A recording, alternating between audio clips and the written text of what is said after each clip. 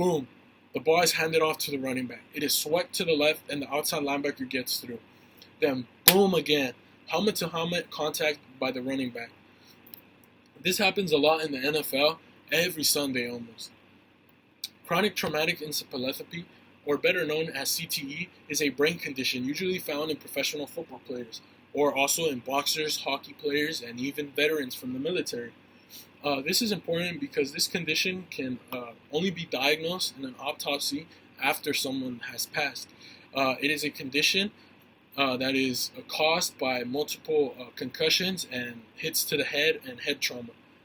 I myself have suffered from 3 concussions throughout my whole high school football career. And not many know about CTE, but it's actually a topic that is not only important for athletes, but like I said, also for those interested in the military. And I will first be talking about a little bit of the background in CTE and a little bit of history behind it. Then I will proceed to talk about a little bit of how how someone is diagnosed, and I will finally talk about an example of a professional football player who suffered from CTE himself, and some of the preventative measures that can be taken for this. CTE has actually been around for almost a century, but have you ever really been heard of it? CTE was first described in 1928 as the punch-drunk syndrome by Dr. Harrison Martland, and it was first noticed in a small group of boxers. According to the Concussion Foundation, the 75 years that followed, only 50 cases were confirmed. In 2005,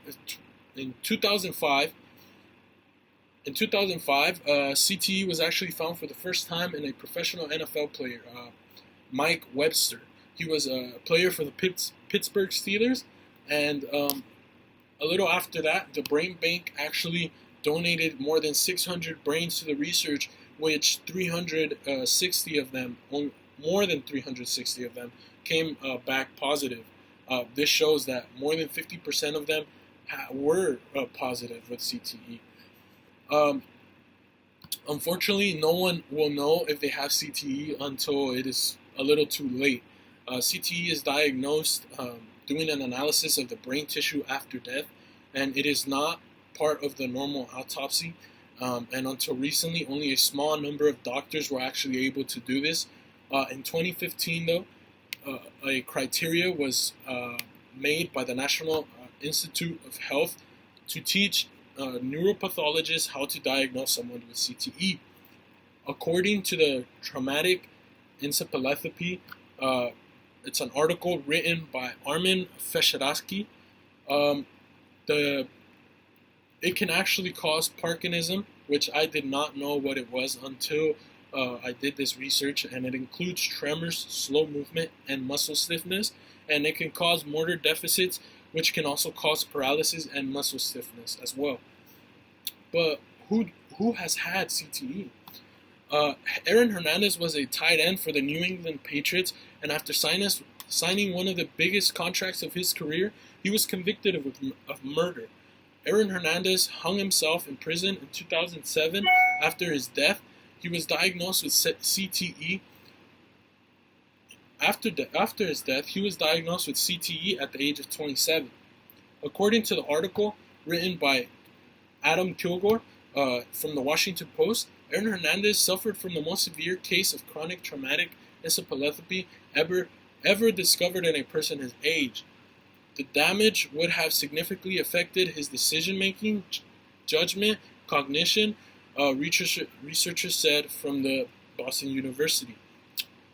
There is no way to completely prevent head injuries in a high-risk contact sport, but today they do require to wear protective gear like helmets, pads, girdles, and stuff like that. And they also have something called a return to game protocol, which is done after a player suffers a big hit during a game. To finish up, I hope that I informed you a little bit more about CTE than you knew before. And I first talked to you about the background of CTE. Then I proceeded to speak about how someone is diagnosed with CTE. And I finally talked about Aaron Hernandez and his diagnosis.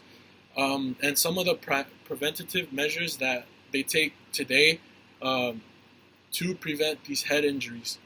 A small amount of us know about CTE, and now you're a part of those too. A cure has not yet been found, other than the knowledge that we have today, that obvious head trauma. But the running back did get up. He's fine. He saw a little bit of stars, but he's going to be good. Thank you.